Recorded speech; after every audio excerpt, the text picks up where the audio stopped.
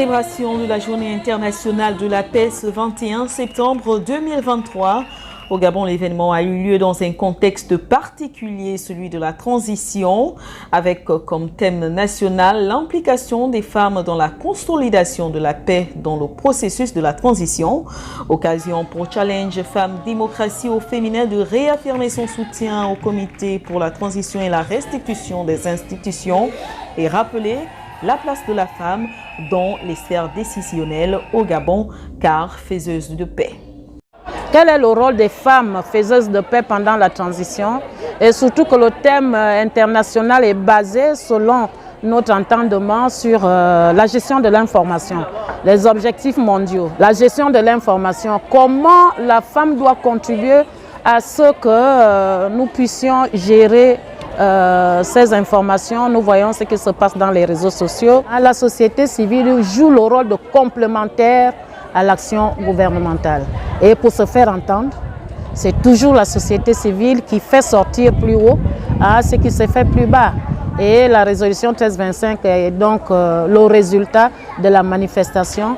Et on s'est rendu aussi qu'on se rend compte que dans la résolution 1325, il y a 4 grands P. Donc la protection des droits des femmes et des enfants, des jeunes filles, il y a la promotion de la paix, il y a la participation des femmes aux instances juridiques, politico et bien d'autres choses. Nous avons la prévention des conflits, nous avons la promotion. Et on a même encore ajouté un autre P, suivant le cadre où nous sommes, l'Église. Donc les femmes non seulement doivent prôner pour la paix, mais aussi dans la prière. La femme a sa place dans le foyer, mais aussi dans la société. La paix, ce n'est pas seulement l'absence de guerre, c'est aussi la quiétude morale, la sécurité socio-économique. Or, au Gabon, la population est confrontée à plusieurs maux qui troublent au quotidien leur paix intérieure. Avec le contexte actuel de la transition et la prise de pouvoir par les militaires, tout simplement, ce que je peux dire, c'est merci à Dieu, tout en remerciant aussi à ceux qui ont pris le pouvoir, sans qu'il y ait effusion de sang.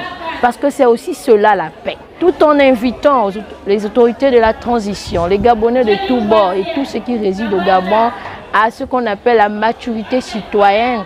Nous parlons de la paix lorsque les revendications sociales sont aussi épongées. Nous parlons de la paix lorsque le Gabonais peut manger à sa faim, lorsque le Gabonais peut aller à l'école, lorsque le Gabonais peut avoir un emploi digne. C'est aussi cela la paix, Monsieur le Président de la République de la Transition, Son Excellence Olingi Nguema. Les Gabonais vous attendent pour la paix sociale, pour la paix économique, mais aussi pour la paix sécuritaire. C'est d'ailleurs dans cette optique que l'ONG Graceland, Ville de Grâce, a décidé de venir en aide aux orphelins en cette période de rentrée scolaire.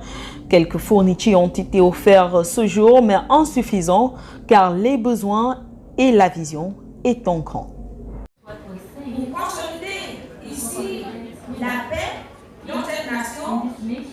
Graceland œuvre en même temps. Graceland œuvre en même temps. Pour consolider la paix, Graceland participe en ce sens où il va préserver la veuve et l'orphelin. On va dans l'assistance des personnes vivant avec le VIH-Sida, va aussi dans l'assistance des personnes en état de nécessité.